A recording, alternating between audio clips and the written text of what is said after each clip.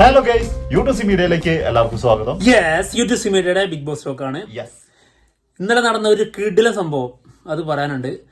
മൊത്തത്തിലുള്ള റിവ്യൂ ഒന്നല്ല, കാരണം ഏതാണ്ട് എല്ലാ കാര്യങ്ങളും നമ്മൾ ഇന്നലെ തന്നെ ലൈവിന്റെ സമയങ്ങളിൽ അപ്ഡേറ്റ് ആയിട്ട് പറഞ്ഞതാണ്.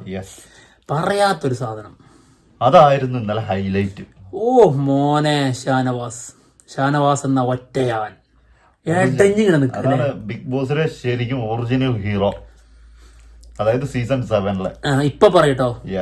ഷാനവാസിന്റെ PR ആണ് അത് പറഞ്ഞോട്ടോ, കുഴപ്പമില്ല. നമ്മളിപ്പോ എല്ലാവരുടെയും PR ആയി മാറും. അതെ അതെ, നമുക്ക് പോസിറ്റീവ് ആയിട്ട് തോന്നുന്ന ആൾക്കാരൊക്കെ നമ്മൾ പറയാറുണ്ട്, അവരുടെയൊക്കെ PR ആണ് നമ്മള്. അത്രേ ഉള്ളൂ, സിമ്പിൾ. അതെ, അത് കേൾക്കാം, തീർച്ചയായും ഞങ്ങൾ കേട്ടോളാം. എന്തായാലും ഷാനവാസ് ഇന്നലെ തീയായിരുന്നു, തീ. പലരും ആ അഗ്നിക്ക് ഇരയായിട്ടുണ്ട് ഇന്നലെ. അഗ്നിക്കിരയായിട്ടില്ല. അതായത് സാധാരണ തീ ആളി കത്തുമ്പോ അതിൽ പലരും ചാമ്പലാവുകയാണ് ചെയ്യുക. ഇത് ചാകുന്നില്ല. അതായത് ഒന്ന് ചത്ത് കിട്ടിയാൽ മതി എന്ന് ചിലരൊക്കെ കരുതുണ്ടാവും അതിനകത്ത്. എടാ എന്നെ ഒന്ന് കൊന്നിട്ട് പോടാ എന്ന് പറയുന്നത്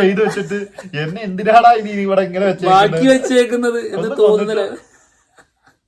അങ്ങനത്തെ ലെവലായിരുന്നു. ശരിക്കും നോക്കി കഴിഞ്ഞാൽ നമുക്ക് കാണായിരുന്നു അപ്പാനി മൂത്രം വെച്ചിട്ടുണ്ടോന്ന്. പേടിച്ചിട്ട് ചിലപ്പോ ഒന്ന് ആ റൂട്ടിൽ അപ്പാനി നടന്ന റൂട്ടിലൊന്ന് പോയി നോക്കി അറിയാം. ചിലപ്പോ ഇങ്ങനെ വെള്ളം ഇങ്ങനെ ഒഴുകി ഇങ്ങനെ പോയിട്ടുണ്ടാവും. വെള്ളമല്ല, മൂത്രം. പിന്നെ മഴ പെയ്തിട്ടുണ്ടായിരുന്നു അതുകൊണ്ട് പിന്നെ അത് മനസ്സിലായിട്ടുണ്ടാവില്ല. എന്താണെങ്കിലും പേടിച്ചിട്ട് വിറച്ചിട്ടുണ്ട്. അതായത് അനുമോൾ എടുത്തിട്ട ഒരു വിഷയം ഉണ്ടായിരുന്നു. പുറത്തായ ഒരു കണ്ടസ്റ്റന്റ് പുറത്താവാൻ കാരണമായത് നീയാണ് എന്ന് പറഞ്ഞിട്ടുള്ളത്. അതിലൊരു തെറ്റും നമുക്ക് തോന്നിയില്ല. കാരണം ബിഗ് ബോസിനകത്ത് നടന്ന സംഭവം തന്നെയാണ് അതിനകത്ത് തന്നെ പറഞ്ഞിട്ടുള്ളത്. അതെ, ഒരു സംശയമില്ലല്ലോ, ഒരു ഇതുമില്ല. ഇതിനു മുൻപ് കഴിഞ്ഞ സീസണിലേക്ക് വരാം, ജാസ്മിൻ ഗബ്രി ഈ വിഷയം എത്രത്തോളം മോശമായിട്ടുള്ള രീതിയിലായിരുന്നു പോയിക്കൊണ്ടിരുന്നത്. അത് ഇപ്പോൾ സീക്രട്ട് ഏജന്റ് ഒക്കെ അതിനകത്തേക്ക് പോകുമ്പോൾ സീക്രട്ട് ഏജന്റിന് കൃത്യമായിട്ട് ജാസ്മിനും ഗബ്രിക്കും കൊടുക്കുമെന്നുള്ള രീതിയിൽ പ്രതീക്ഷിച്ച് നിന്ന ഒരുപാട് വ്യൂവേഴ്സ് ഉണ്ടായിരുന്നു. അതെന്തുകൊണ്ടാണ്? അവിടെ നടന്ന ഇങ്ങനത്തെ കാര്യം അത് പറയണം, അതിനെതിരെ പ്രതികരിക്കണം എന്ന് നമുക്ക് തോന്നിയ കാര്യം അവിടെ ആരെങ്കിലും ഒന്ന് പ്രതികരിച്ചെങ്കിൽ എന്ന് കരുതിയിട്ടാണ്. സത്യമായിട്ടുള്ള കാര്യം. അപ്പോ ഇതിനകത്ത് അതുപോലൊരു സംഭവം നടന്നു. എന്താ നമുക്ക് അറിഞ്ഞൂടാ. അത് അവര് പറയുന്നുണ്ട്. എന്ത്? അതായത് പുറത്തായ ഒരു കണ്ടസ്റ്റന്റും അപ്പാനി ശരത്തും എന്തോ ഒരു കണ്ടന്റ് ഇട്ടിട്ടുണ്ട്. ആ കണ്ടന്റ് നമ്മൾ കണ്ടിട്ടില്ല. ലൈവില് അത് കട്ട് ചെയ്തിട്ടുണ്ട്. കാരണം കാണിക്കാൻ പറ്റാത്ത എന്തോ സംഭവമാണ് അത് വളരെ മോശമായിട്ടുള്ള രീതി പറയല്ല. അതായത് ഫാമിലിയെ ബാധിക്കുന്ന അല്ലെങ്കിൽ അവരുടെ കരിയറിനെ ബാധിക്കുന്ന എന്തെങ്കിലും ഒരു സംഭവം, അല്ലെങ്കിൽ ഈ ബിഗ് ബോസിന് ആവശ്യമല്ലാത്ത ഒരു സാധനം. തീർച്ചയായിട്ടും അത് തന്നെയാണ്. അത് കാണിച്ചാൽ ചിലപ്പോ മേ ബി കഴിഞ്ഞ പ്രാവശ്യത്തെ പോലെ തന്നെ സംഭവിക്കും, കഴിഞ്ഞ സീസൺ പോലെ തന്നെ ആയി പോയേക്കാം എന്ന് തോന്നിയത് കൊണ്ടായിരിക്കാം അത് കട്ട് ചെയ്ത് കളഞ്ഞിട്ടുണ്ടാവുക. അപ്പോ ഈ സാധനം അവിടെ എടുത്തു പറയാൻ പാടില്ലായിരുന്നു എന്നുള്ളത് പലരും പറയുന്നു. അനുമോൾക്കെതിരെ അനുമോള് അത് പറയാൻ പാടില്ലായിരുന്നു എന്നൊക്കെ ചിലർ പറയുന്നുണ്ടായിരുന്നു. അതുപോലെ ഷാനവാസ് ഇത് പറയാൻ പാടില്ല എന്ന് ചിലരും പറയുന്നുണ്ട്. അതൊക്കെ അവരുടെ തെറ്റിദ്ധാരണയാണ്. അത് തെറ്റിദ്ധാരണയാണ്. അതായത് നിങ്ങൾക്ക് ആ സമയങ്ങളിൽ ഗബ്രി ജാസ്മിൻ സംഭവം പറയണമെന്നും ഇവിടെ ഇത് പറയാനും പാടില്ല എന്നോ രണ്ട് നിലപാടോ? അതായത് അത് അവിടെ പറഞ്ഞു എന്ന് പറഞ്ഞാൽ പുറത്ത് നടന്ന ഒരു കാര്യം ശരിയാണ്. ഇപ്പം പുറത്ത് എന്തെങ്കിലും ചെയ്തിട്ടുണ്ടെങ്കിൽ അത് അകത്ത് കയറി എന്ന് പറഞ്ഞിട്ടുണ്ടെങ്കിൽ അത് പറയാൻ പാടില്ല. ബിഗ് ബോസിന്റെ ഉള്ളിൽ നടക്കുന്ന സംഭവങ്ങളെ പ്രതിനിധീകരിച്ചാണ് അവരെല്ലാരും അവിടെ നിൽക്കുന്നത്. അവിടെ എന്ത് ഇഷ്യൂ ഉണ്ടാകുന്നുണ്ടോ അത് അവർക്ക് അവിടെ പറയുകയും ചെയ്യും. അതാണ് അതിന്റെ കാര്യം. അത് അനുമോള് പറഞ്ഞതും ഷാനവാസ് പറഞ്ഞതിലും ഒരു തെറ്റും നമ്മൾ നോക്കിയിട്ട് കാണും. ഒരു തെറ്റുമില്ല. പിന്നെ അത് മാത്രല്ല, അത് സാധാരണ രീതിയിലല്ല ഷാനവാസ് പറയുന്നത്. അത് എന്താ സാധനം, രസമായിരുന്നു. അതാണ് ആദ്യം തന്നെ ഞാൻ പറഞ്ഞു, ഒറിജിനൽ ഒരു നായകൻ. അതെ, ശരിക്കും ഒറ്റയാൻ. വലിച്ചു കീറുക എന്നൊക്കെ പറയില്ല, അത് വലിച്ചു കീറുകയല്ല ചെയ്യുന്നത്. ഒന്ന് രണ്ട് സാധനങ്ങൾ ഇങ്ങനെ ഇടുന്നതേ ഉള്ളൂ. ആ ഇടുന്നതിൽ തന്നെ പേടിച്ച് ഇങ്ങനെ. അപ്പാനി ശരത്തിന്റെ ക്യാരക്ടർ നമ്മള് ഒന്നാമത്തെ ദിവസം മുതൽ ഇത്രയും ദിവസമായിട്ട് നമ്മൾ കണ്ടുകൊണ്ടിരിക്കുന്നത്. അല്ലെങ്കിൽ ഒരു ചെറിയ സാധനം ഉണ്ടെങ്കിൽ ട്രിഗർ ആയിട്ട് ആളങ്ങനെ പ്രഷറായിട്ട് ആള് ചെല്ലും. ചെറുതിന് അതിനേക്കാളും ഭീകരമായിട്ടുള്ള, അതായത് വേണമെങ്കിൽ ഞാനിവിടെ ചത്തു വീണാൽ പോലും കുഴപ്പമില്ല എന്ന രീതിയിലുള്ള എഫേർട്ട് ഇടുന്ന ഒരാളാണ്. ആ രീതിയിൽ പ്രതികരിക്കുന്ന ഒരാളാണ്. അത്രയും ഫ്രസ്ട്രേറ്റഡ് ആവുന്ന ഒരാളാണ്. അങ്ങനത്തെ ഒരാള് ഇന്നലെ ഷാനവാസിന്റെ പുറകെ നടക്കുകയാണ്. അതായത് സംസാരിച്ചത് ക്ലിയർ ആക്കണം എന്ന് പറഞ്ഞോണ്ട്. അതായത് ഈ ഒരു കണ്ടന്റ് ഇനി വേറെ രീതിയിൽ പോകുമോ എന്നുള്ള പേടി അത് എങ്ങനെയെങ്കിലും ഇല്ലാതാക്കണം. അതിന് കാല് പിടിക്കുന്നത് പോലെ നമുക്ക് ഫീൽ ചെയ്തത്. അതാണ് പറഞ്ഞത്, ഇത്രയും പേടിച്ച് നിക്കണം എന്നുണ്ടെങ്കിൽ. അല്ല, എനിക്ക് തോന്നിയ ഒരു സാധനം ഞാൻ പറയട്ടെ, ആളൊന്നും ചെയ്തിട്ടില്ല എന്നുണ്ടെങ്കിൽ ആൾ എന്തിനിങ്ങനെ പേടിച്ച് നടക്കും? ഒരിക്കലും പേടിക്കൂല, ഒരു പേടി പേടിക്കണം. നീ ചെയ്യാൻ പറ്റുന്ന ചെയ്യണമെന്ന് അത്രേ ഉള്ളൂ. തോട്ടെറിയും. തോട്ട ഇത് ഞാൻ വേണമെങ്കിൽ എന്റെ മടിയിൽ വെച്ചിട്ട് പൊട്ടിക്കാം, എന്നാലും കുഴപ്പമില്ല, നീ അത് വിട് എന്നുള്ള രീതിയിലാണ്. മറ്റേത് സാധാരണ ആരെങ്കിലും വരുന്നതിന് മുൻപ് തന്നെ അത് എനിക്കെതിരെയാണല്ലോ എന്ന് കരുതിയിട്ട് തോട്ട എറിയുന്ന ആളാണ് ആര്? അപ്പാനി ശരത്ത്. ആ ആള് ഇന്നലെ കിടന്നിട്ട് വിരകുന്ന കണ്ടപ്പോ തന്നെ നമുക്ക് മനസ്സിലായി എന്തോ സംഭവം, നല്ല കാര്യമായിട്ടുള്ള എന്തോ ഇഷ്യൂസ് അവിടെ ഉണ്ടായിട്ടുണ്ട്. ഇനി അത് മാത്രല്ല, ഇവര് കൂട്ടം കൂടി ആക്രമിക്കുന്ന ആൾക്കാരാണ്. അതെ, ചെന്നായ്ക്കളാണ്. ഈ കുറുനരികളെ പോലെ ഒറ്റയ്ക്കില്ല. അപ്പൊ ജിസയിലും അക്ബറും കൂടെ ഉണ്ട്. അക്ബറിന്റെ പേടി എന്തോ ഒരു പേടിയാ. അക്ബർ, ജിസയിലും അനീഷും. ഞാൻ ഇന്നലെ 1:30 ആയിട്ടോ കിടന്നുറങ്ങുമ്പോ ഈ സാധനം കണ്ട് ഭയങ്കര രസം കണ്ടിരിക്കാൻ. അപ്പം ഇവര് അനീഷ് പുറകെ സംസാരിക്കാൻ നമുക്ക് തിരിച്ചു വരുന്നുണ്ട്. നീ പോടാന്ന് പറഞ്ഞിട്ട് ഒഴിവാക്കി വിടുകയാണ് ചെയ്യുന്നത്. നീ കളിക്കുന്ന സമയത്ത് ബാക്കി ഞാൻ തരാം, ഞാൻ വെയിറ്റ് ചെയ്യാണെന്നാണ് ആള് പറയുന്നത്.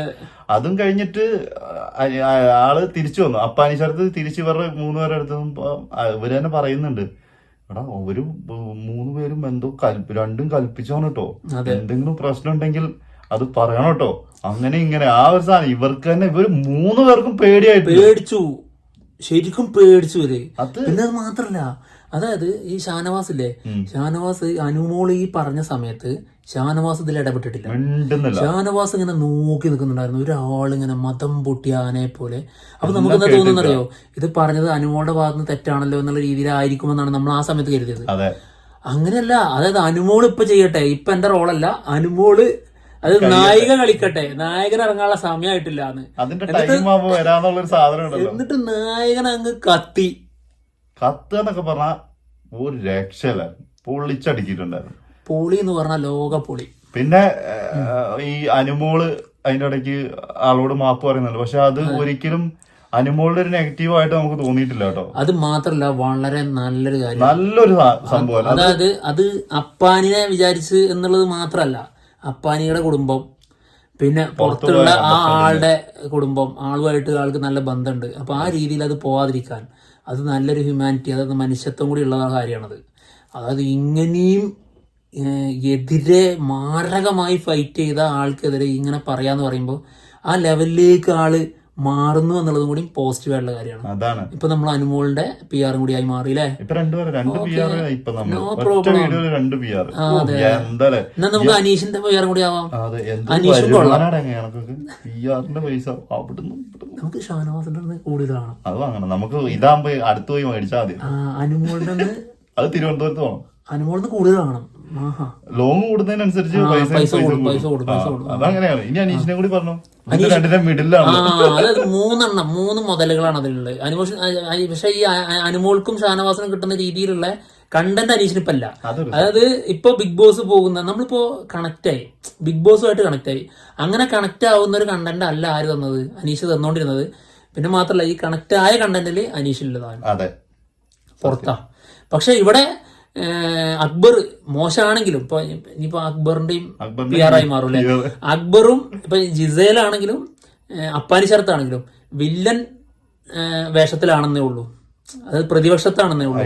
പക്ഷെ അവര് കണക്ട് ആയിട്ടുള്ള കണ്ടന്റിലാണ് ഇപ്പൊ കളിച്ചുകൊണ്ടിരിക്കുന്നത്. കണ്ടന്റുകള് ഇവര് ആ ഒരു ഗ്രൂപ്പ് വേണം. അതെ, ആ ഗ്രൂപ്പ് അങ്ങനെ തന്നെ നിലനിൽക്കണം. പിന്നെന്താ, അപ്പോഴാണ് ഇപ്പുറത്ത് കണ്ടന്റുകളുടെ ഗ്രൂപ്പ് ഇവിടെ ഇപ്പുറത്തു ആവുന്നുണ്ട്.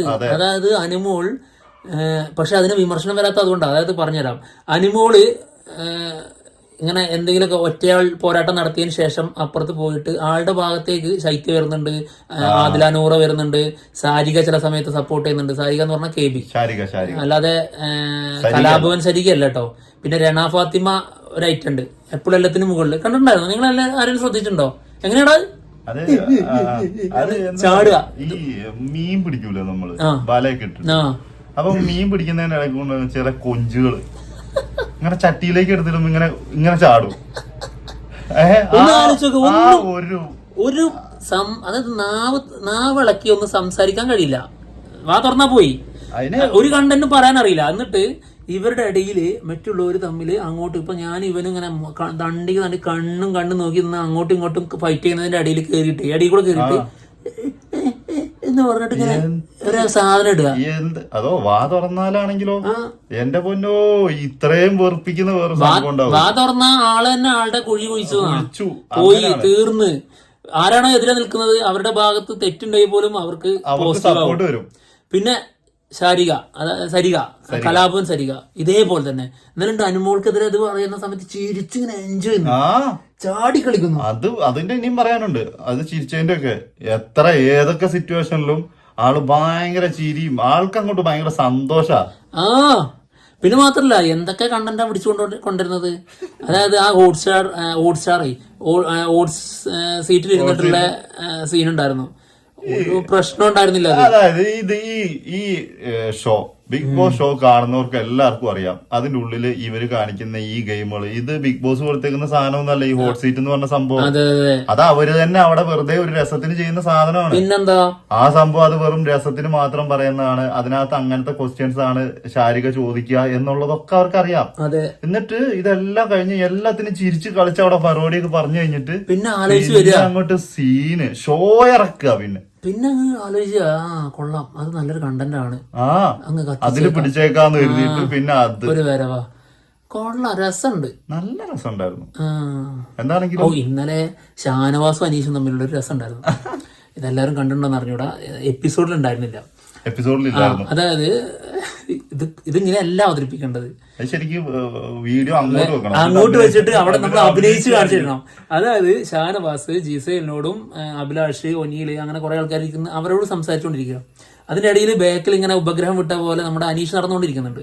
അപ്പൊ അനീഷിന് കണ്ടന്റ് ഒന്നുമില്ല, ആളിപ്പോ പുറത്താണ്, ആൾക്ക് തന്നെ അറിയാം. പിന്നെ ഷാനവാസിനെ കൊട്ടിയാലേ കാര്യമുള്ളൂ എന്നുള്ളത് അറിയാം. കാരണം ഷാനവാസാണ് ഇപ്പൊ അവിടുത്തെ ശക്തനായ ഒരു മത്സരാർത്ഥി എന്നുള്ളത് അനീഷിന് മനസ്സിലായിട്ടുണ്ട്. അത് ഇടയ്ക്കിടയ്ക്ക് അനീഷ് ഷാനവാസിനായിട്ട് കൊട്ടുന്നുണ്ട്. അതെ, അപ്പോ അതുകൊണ്ട് തന്നെ ഷാനവാസിനെ തെരഞ്ഞുപിടിച്ച് ഫൈറ്റ് ചെയ്യണം എന്നുള്ള ഒരു മൈൻഡിലാണ് ആര്, അനീഷ്. അപ്പോ അനീഷിനോട് പറയാത്തൊരു കാര്യമാണത്. ജിസേലിനോടൊക്കെ സംസാരിച്ചാണ് തിരിഞ്ഞപ്പോ ഇതാ മുന്നിൽ നിൽക്കുന്നവര് അനീഷ്. അപ്പൊ പറയാണ് എന്തെങ്കിലും പറയണ്ട, എന്റെ മുഖത്ത് നോക്കി പറയണം. അത് നിന്നോടല്ല പറഞ്ഞത്, അവരോടാണ്. ഇത് കഴിഞ്ഞിട്ടുള്ള മണ്ണുണ്ണിയ നീ ഏതാണ്, നീ എവിടുന്ന അല്ല. ഇത് ശരിക്കും മറ്റുള്ളവര് പറയുന്നുണ്ട്, ഇത് ചിരിക്കുന്നുണ്ട്. അതായത് അനീഷ് മുക്കും മൂലൊക്കെ എവിടുന്നെങ്കിലും കേട്ടിട്ട് ഒരു വരവാ, വള്ളി തൂങ്ങിട്ട് വെറും വള്ളി കൊടുത്താണ് ആള്, വള്ളി തൂങ്ങിട്ട് അങ്ങ് വരും. ആ സമയത്ത് ആളെ അതിലുണ്ടാവുക. അത് അനീഷിനെ കുറിച്ച് പോലും ആയിരിക്കും അവിടെ സംസാരിച്ചിട്ടുണ്ടാവും. എന്നിട്ട് ഇങ്ങനെ വരും, അത് കണ്ടന്റ് ഒന്നും കിട്ടണമില്ല. അതെ, എന്നിട്ട് ഇത് അനീഷിനെ ഷാനവാസ് കൈകാര്യം ചെയ്ത രീതിയാ പറയുന്നത് കേട്ടോ. എന്നിട്ട് പറയുന്നത് എടാ മണ്ണുണ്ണിയെ, നീ അതിലൂടെ അങ്ങ് നടക്കുന്നു, ഞാൻ ഇവിടെ എന്റെ കണ്ണുണ്ടല്ലോ, കണ്ണ് തുറന്ന് കാണുന്നതാണല്ലോ ഞാൻ. അപ്പൊ ഞാൻ അവരോട് സംസാരിച്ച് അങ്ങ് തിരിഞ്ഞപ്പോ നിന്റെ മോന്തണ്ട് ഇങ്ങനെ നിൽക്കുന്നത്. എന്ത് രസമാണത് അറിയോ, നിന്റെ മോന്ത അങ്ങനെ നിക്കുക. അപ്പൊ നീ കരുതിയാ നിന്നോടാണ്, നീ ഒന്ന് പോടാൻ പോണ്ടോ, നിന്റെ തലയിൽ തലച്ചോറില്ലേ എന്നൊക്കെ ചോദിക്കുന്ന ഒരു സാധനങ്ങളൊക്കെ ഉണ്ട്. അടിപൊളി. അത് ഇന്ന് രാവിലെ ഇപ്പൊ ലൈവ് കണ്ടോണ്ടിരുന്നപ്പോൾ അത് മനസ്സിലായിട്ടുണ്ട്. അത് കുറച്ച് കഴിയുമ്പോഴത്തേക്കും പറയാം. ബൈ.